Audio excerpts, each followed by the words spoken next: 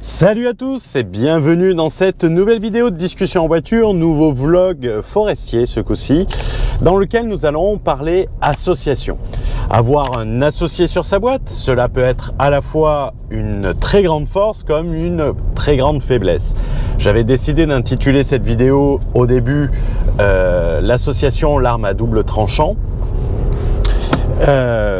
Mais au final, j'ai préféré l'intituler comment choisir son associé.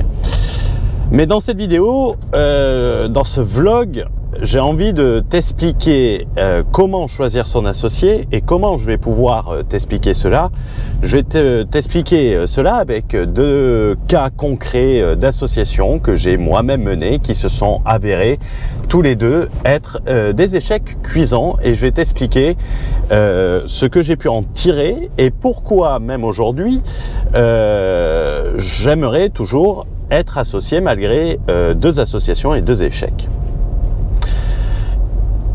Et pourquoi prendre des exemples d'échecs? Prendre des exemples d'échecs, c'est déjà beaucoup plus transparent. J'ai envie de les prendre personnellement, au moins comme ça je ne louperai rien et je dirai selon moi pourquoi cela a échoué.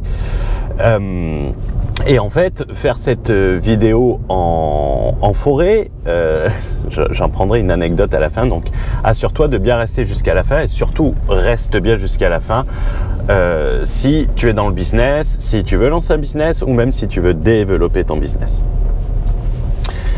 Donc retiens une chose à titre liminaire, c'est que j'ai mené deux associations qui ont été deux échecs, mais je suis toujours ouvert à l'association aujourd'hui. Et je pense que cette vidéo, en réalité, j'ai pas trouvé de contenu similaire sur YouTube, après avec qui apportaient les mêmes réponses, donc j'ai préféré le faire. Donc reste bien jusqu'à la fin.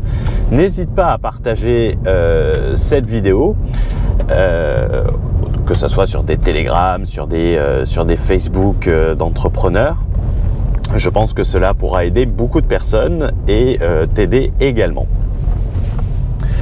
Quand on se lance dans un business, le choix de l'association, quoi qu'on dise, présente de nombreux avantages. S'associer va rimer également avec facilité. Du moins, c'est comme cela que je le considérais à l'époque. Je considérais que, effectivement, quelquefois, il fallait être deux, qu'on était excessivement complémentaires. Peut-être à tort, et tu verras pourquoi. Mais c'était surtout, et le principal élément, c'était de la facilité, de se dire je sais pas si ça marche, au moins je partagerai le risque financier à deux. On se dit, à juste ou mauvais titre, que cela va te permettre de faire 2 fois plus de travail. On va ignorer volontairement nos faiblesses en espérant que notre associé va les compenser. En se disant, je suis pas un grand commercial, j'espère que lui sera commercial, je suis pas bon dans la publicité sur Facebook, j'espère que lui sera bon sur Facebook. Et vu qu'on ne gagne pas d'argent au début, on partage les coûts. Donc c'est-à-dire qu'on prend 2 fois moins de risques quand on s'associe sur le lancement d'un business. Mais cette notion est excessivement importante, comme nous allons le voir ensuite. Et donc au début, on n'y voit strictement que des avantages. Je ne vois pas d'inconvénients au début. Tu gagnes pas d'argent, donc tu vas pas te dire ouais, je vais lui en donner trop. Je ne vois pas trop d'inconvénients à l'association lorsque tu lances un business. Et bizarrement, peu d'associations durent dans le temps lorsqu'elles partent sur ces bases. C'est un peu paradoxal, mais c'est strictement la vérité. Et n'hésite pas, si toi tu as eu des cas d'association, de nous dire dans les commentaires, de partager ton expérience ou de rejoindre notre forum privé, il est entièrement gratuit, et de partager ton expérience pour aider les gens et voir comment les gens peuvent t'aider également. C'est le but du forum, c'est du partage. Tout va bien au début, tout va bien. Mais les problèmes, ils arrivent vite, d'abord à cause des 50%, notamment pour ceux qui s'associent 50-50. Ah, voilà. Je voulais venir ici. C'est un vieux souvenir. Alors, il faudra se souvenir de là. Je mettrai un petit passage pour illustrer cette vidéo. C'est marrant. C'était là que je voulais venir. Je te l'expliquerai un peu plus loin dans la vidéo. Ah, ça n'a pas changé. En 5 ans, ça n'a pas changé. Donc, tout va bien au début, mais très vite, cette association va connaître des problèmes, notamment lorsqu'il va avoir un désaccord sur la stratégie, qu'il va avoir un désaccord sur une décision. Et en fait, le 50-50 pose un problème parce qu'il oblige les deux à être d'accord, parce que sinon ça n'avance pas, il va y avoir un blocage. Et d'un autre côté, ça veut dire que automatiquement, on devra prendre techniquement la décision que l'autre ne voulait pas prendre. Donc il y aura le sentiment pour l'un d'entre eux de se coucher. Et ce sentiment-là, même s'il ne va pas le dire, il va se coucher au profit de son autre associé. Pour autant, il a autant de poids et ça met un déséquilibre dans la relation. C'est ce sentiment de se coucher qui est très important. Et pareil, si tu as déjà eu ce sentiment, n'hésite pas à le dire dans les commentaires.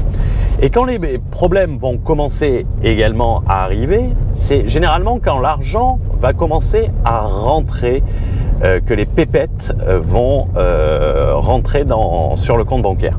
Pourquoi ? Parce que généralement, un des deux associés va avoir l'impression tout simplement d'en faire plus que l'autre et de pouvoir faire le travail de l'autre, et pour autant il lui donne 50% des bénéfices qu'il considère être sa propriété, sans se rendre compte forcément du travail que l'autre va fournir. C'est très important parce que généralement les gens, on ne voit que ce qu'on fait et on se rend compte uniquement des choses que ne font pas les autres. Donc on se dit ouais bon, je lui donne 50% et j'ai l'impression de tout faire et son truc je peux le faire. Et ces petits problèmes au fur et à mesure du temps, ils vont s'accumuler, et en s'accumulant ils vont grossir, ils vont grossir, ils vont grossir, et il y aura toujours peut-être le sentiment de quelqu'un qui se couchera, qui amplifiera le problème. Car quoi qu'on dise, car on s'associe au début pour développer un business. On ne s'associe pas pour développer le business, on s'associe pour lancer un business. Et le lancement et le développement sont deux choses qui sont totalement différentes, selon moi. Après, n'hésite pas à me dire ce que tu en penses, c'est une discussion. Le but de la discussion, rappelle-toi, les discussions en voiture, c'est comme si tu étais avec moi sur le siège passager et qu'on discutait de ça et que tu me disais, tiens Hugo, qu'est-ce que tu penses de l'association ? Sauf que là, c'est je parle dans un micro au lieu de parler à quelqu'un d'autre. Et pour t'illustrer tout ça, je vais te prendre deux exemples qui sont personnels et qui sont sur la même société, Le Pierre, qui était une association. Et j'étais jeune à l'époque, hein, j'avais 22-23 ans, et je peux te dire que j'aurais aimé avoir une vidéo comme ça pour peut-être que j'aurais fait les choses différemment et correctement. La première expérience était tout simplement une idée que moi j'avais eue, qui était faite dans un autre pays dont j'avais besoin d'une personne dans ce pays, et de peur de me lancer tout seul, de peur d'avoir des difficultés dans un pays dont je ne maîtrisais pas la langue, j'ai décidé de m'associer. Ça a été ma première aventure entrepreneuriale. Je me suis associé avec quelqu'un qu'on appellera Brutus, c'était son surnom, on va conserver un peu son anonymat. J'espère que l'image ne vibre pas trop. Techniquement, il y a une très bonne stabilisation optique sur la 1.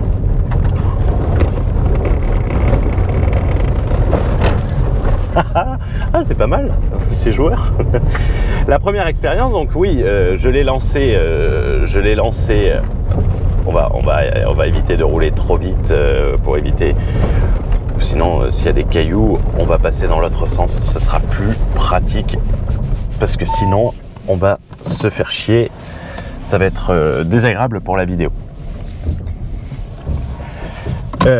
Donc ouais, je lance cette affaire avec Brutus. On semblait totalement complémentaires au début. On s'entendait bien, on partageait les mêmes choses. Toutes les lumières pour l'association étaient au final ouvertes. Cela a en réalité duré de 2012 à 2013 avec Brutus et il s'est vite demandé en fait à quoi je servais puisqu'il avait l'impression de tout faire alors que mine de rien au début c'était quand même mon idée, que c'est moi qui l'ai introduit dans l'idée, que je lui ai mis 50%. Ça a été une... mais ça il a oublié. Il a oublié, et on l'oublie très vite. Que c'est moi qui gérais la relation client, que c'est moi qui gérais l'argumentaire, que c'était du travail complémentaire. Et que moi, j'ai pas peur de le dire, j'ai pas peur de l'assumer, qu'à chaque fois qu'on n'était pas d'accord, je me couchais devant sa décision. C'était lui le gérant sur le papier. Je me couchais devant sa solution, même si forcément je n'étais pas tellement d'accord. Et à l'été 2013, Brutus m'annonce qu'il veut plus de notre association. Il veut plus de notre association et il me le donne assez froidement, m'évoque des raisons particulières sur le moment qui aujourd'hui, connaissant la personne et avec du recul, étaient tout simplement fallacieuses, on va dire, pas très valables. Et me dit, écoute, je rachète tes parts en te versant la moitié des bénéfices. La société, elle a 1 an. Je te verse 1 an de bénéfices sur la prochaine année. Chose en soi idiot parce qu'il n'y avait pas la valorisation, que la personne pouvait contrôler le bénéfice. Bref, tout ça, on l'expliquera sur une partie association du programme du séminaire PNL. Ça sera très important. Au final, je décide de garder la structure. Je me dis, c'est moi qui ai quand même eu l'idée, c'est moi qui ai eu le nom, c'est moi qui ai développé. Il m'a apporté juste la facilité d'installation et tout ça au début. Et à ce moment-là est intervenu mon deuxième associé qui était sur place, qui vient me voir et qui me dit écoute, on pourrait le faire ensemble, développer l'activité ensemble. En plus, moi, je veux développer d'autres activités ici. C'est complètement complémentaire. Moi, je pourrais m'occuper de tout ici et toi, tu seras tranquille. Et je l'aidais en échange à se lancer sur le business. Et en même temps, moi, ça me permettait de mettre de la présence sur place, de créer une relation sur place et d'avoir de la visibilité sur place également. Donc, c'était super intéressant. Je dis oui. Et 2 ans après, cette personne est revenue me voir en disant « Je souhaite garder le nom de ta boîte. Je souhaite garder ta boîte. » Alors moi, ça m'allait sur le moment parce que je voulais changer le nom de la boîte. C'était nos initiales à Brutus et moi. C'était nos initiales, donc je voulais changer. Grosso modo, je n'ai plus besoin de toi. Et c'est moi qui l'avais financé pour son lancement. Je lui avais prêté l'argent à taux zéro, c'est-à-dire qu'il piochait dans le compte de l'entreprise pour développer sa propre entreprise. Il utilisait notre image qu'on avait développée, qui était une excellente image, et on avait beaucoup de preuves sociales, donc indirectement, ça l'a aidé énormément à se lancer, en faisant croire que nos clients étaient les siens. Donc ça permettait de crédibiliser les autres clients, surtout quand on avait des clients à 300 400 000 euros et que lui était sur des produits à 15 20 000 euros. Je participais aux frais de la société normale, mais en fait, il y avait des locaux que lui utilisait à 100% et que moi, je payais à 50%. Il me servait à rien. Il me servait à rien, mais je participais à tous les frais, donc ils étaient vraiment gagnants.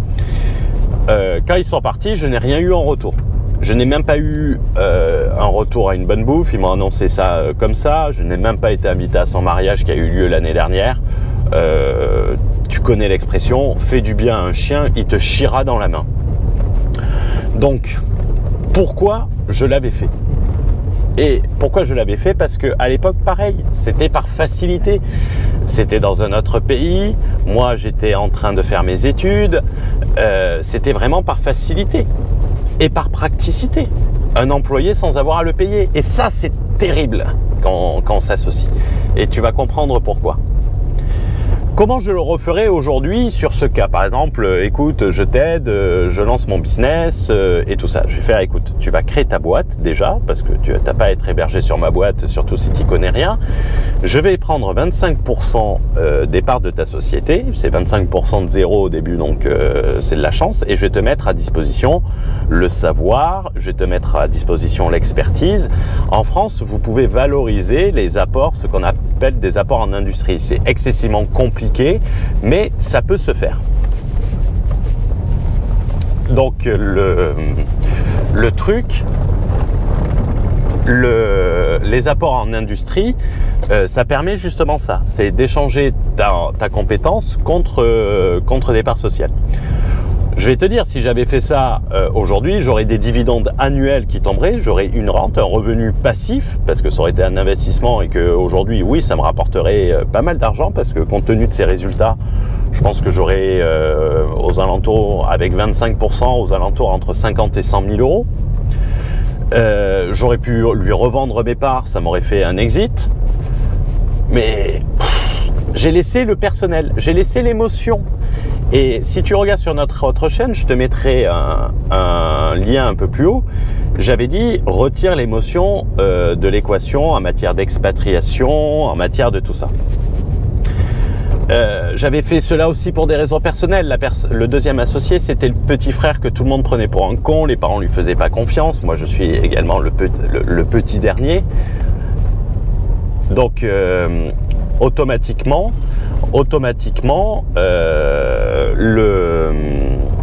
j'ai fait ça comme si quelqu'un aurait pu faire ça pour moi. Donc, c'est pas forcément la chose la plus intelligente à faire. J'étais persuadé qu'il était bon et qu'il irait loin. Au moins, je ne me suis pas trompé sur cette compétence, de savoir juger la compétence de quelqu'un, même quand tout le monde dit que c'est un incompétent et qu'il a strictement rien prouvé. J'avais su déceler son talent et aujourd'hui, il est leader de son marché. Donc, il est leader sur ce marché-là et tout ça. Bref, tu l'as compris, 2 échecs cuisants, coup sur coup et tout le temps la même chose. Tu vois, j'ai tout le temps raisonné par facilité. Par facilité. Comment éviter cela? C'est ça qui t'intéresse dans la vidéo, c'est pas le tout de dire les problèmes, c'est de trouver des solutions pour éviter cela. J'ai envie de dire, tu peux éviter cela en mettant le focus sur la qualité, en mettant le focus sur la qualité et la valeur de l'associé, et surtout ses compétences. Et quand je dis la valeur, tu vas comprendre. Éviter également le 50-50. Faut que quelqu'un puisse trancher. Dans un avion, il y a le pilote et le copilote. Ils sont complémentaires, mais le copilote est le pilote uniquement quand le pilote est incapable d'être le pilote. Tu vois ce que je veux dire? Donc, il faut quelqu'un pour trancher, il faut le mettre au début, il faut le prévoir au début. C'est très important. Ça t'évitera notamment le sentiment de t'écraser, c'est-à-dire de croire qu'en fait c'est toi qui as la bonne décision, mais que tu prends la décision pour faire plaisir à ton associé. Et surtout, prends quelqu'un avec toi qui a une éducation entrepreneuriale. Et qui a la même vision que toi. Tu sais, il y a des gens qui vont se lancer et après, il y en a qui vont vouloir scaler et d'autres qui vont se contenter de ce qu'ils ont. Et ça peut devenir un blocage parce qu'une fois lancé, là où il va falloir mettre un coup de collier, une fois que ça tournote, tu peux avoir un des associés qui se dit, ben moi, ça me suffit, j'ai pas envie de plus, ça me va, j'ai envie de profiter de la vie. Donc, il faut s'assurer que vous ayez exactement la même vision et que vous vouliez la même chose. Ce n'était pas le cas dans les 2 cas précédents. C'est des personnes, eux, pourquoi ils se sont associés? Parce qu'ils avaient un besoin, ils n'avaient pas d'idée, ils voulaient faire quelque chose. Donc, je leur apportais un projet sur le plateau, ça a permis de leur former et tout ça. Et ils ont fait le pire, je vais te dire, hein, les 2. Bon, l'autre est toujours dans le business et l'autre, le Brutus, ça lui a permis de rentrer dans une société, de faire valoir ses compétences. En fait, je lui ai fait sa formation. Ne pas hésiter également quand on commence, et ça c'est une idée de Jean-François, c'est un abonné de la chaîne avec qui j'avais partagé ce sujet de vidéo, et qui a de la bouteille et qui est coach en performance financière et qui peut vous aider à développer votre business, et j'ai aucun lien d'affiliation. Et il avait dit, lorsque vous vous lancez avec des associés, faites une sorte de document, tu vois, un document initial d'association sur lequel vous écrivez tout au début, qui est pas un document contractuel, mais qui est juste un document scellant votre association. C'est pas un pacte d'associés, c'est pas un pacte extra-statutaire de votre société. Et ça, il faut penser le faire, c'est un avocat qui va vous aider. Mais qui va rappeler, en fait, votre accord dès le début. Qu'est-ce qu'on fait? Qu'est-ce qu'on vise? Comment on le vise? Qu'est-ce que chacun apporte? Quel est le rôle de chacun? Comment ça se passe lorsque nous sommes en désaccord? comment ça se passe lorsque nous sommes en désaccord, ce genre de choses. Et lorsque tu as un problème, n'hésite pas à sortir ce document pour rappeler à ton associé, ce dont vous aviez convenu dès le départ. Pour un petit rafraîchissement de mémoire, on va dire. Et pourquoi, malgré tout, tu me dis tout ça, tu as quand même eu 2 échecs, c'est un taux à 100% d'échec. Pourquoi je considère aujourd'hui qu'un associé peut être utile en adoptant cette vision. Ah putain de SP à la con. Pourquoi un associé peut être utile? Un associé il peut être utile, comme tu le vois, je suis en plein milieu de la forêt. Et un peu plus tôt dans la vidéo, je t'ai dit, retiens cet endroit. L'endroit où je t'ai dit, je vais t'introduire une vidéo, c'est que j'y étais allé tout seul il y a 5 ans et je voulais y repasser, parce que j'étais pas revenu ici depuis. Et en fait, si j'ai un problème et que je me paume, ben, je suis tout seul pour m'en démerder. Il vaudrait mieux que je sois avec un local. Je suis dans un pays que je connais pas, imagine, je vais dans le fossé, je sais même pas quel service appeler pour venir me dépanner. Je sais même pas comment expliquer où je suis. C'est ultra délicat. Alors j'ai le GPS. Aujourd'hui avec WhatsApp on peut partager la position ultra facilement, mais comment dire, je suis dans un fossé, envoyez-moi une dépanneuse. Ou pire, un peu plus tôt tu as vu qu'il y avait du sable, j'aurais pu me planter dans le sable, j'ai pas un 4x4, j'aurais pu me planter dans le sable et être enlisé dans le sable. Bon, il y avait des motos, ils auraient pu m'aider, mais comment j'explique où je suis, comment j'explique ce qu'il y a? Je ne parle pas la langue.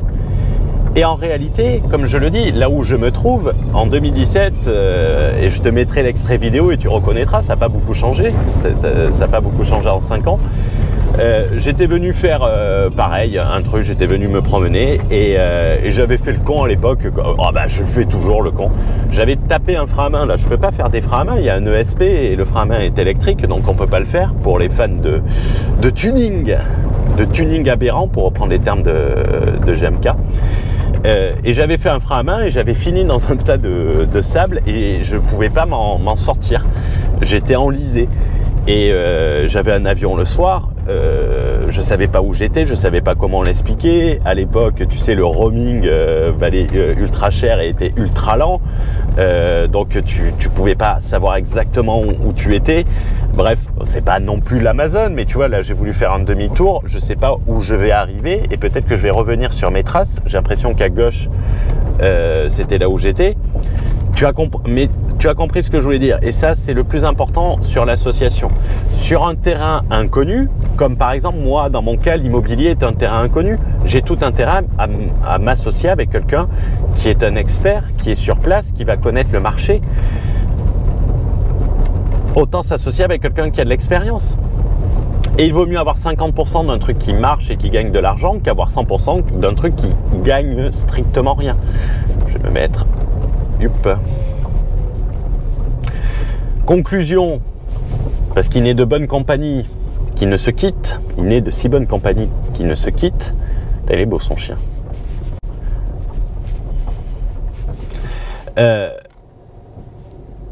L'association peut être un frein, peut être un accélérateur, peut te permettre d'aller plus rapidement, mais peut surtout te mettre à terre aussi plus rapidement et peut surtout te flinguer une bonne amitié.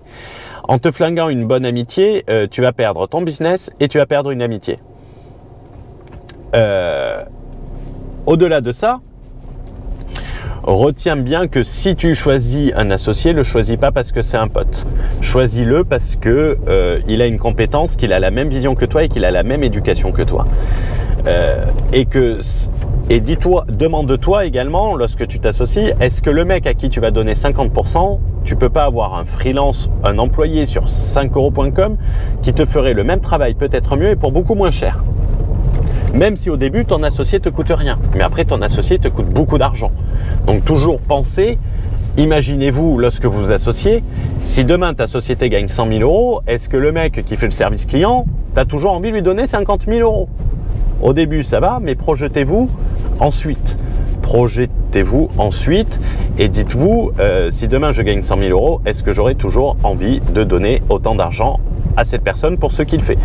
N'hésite pas à comparer le prix de ton associé 1 an après avoir lancé ton business s'il marche, au prix d'un freelanceur, au prix d'un employé qui est peut-être plus compétent que ton pote et qui t'apportera plus de valeur pour moins cher. Pense long terme également en choisissant ton associé pour la possibilité qu'il va apporter au développement de ta société. Car au début, quoi qu'on dise, partager les coûts et les risques, ça peut paraître alléchant. Mais quand les premiers bénéfices arrivent, cela devient beaucoup moins alléchant l'association.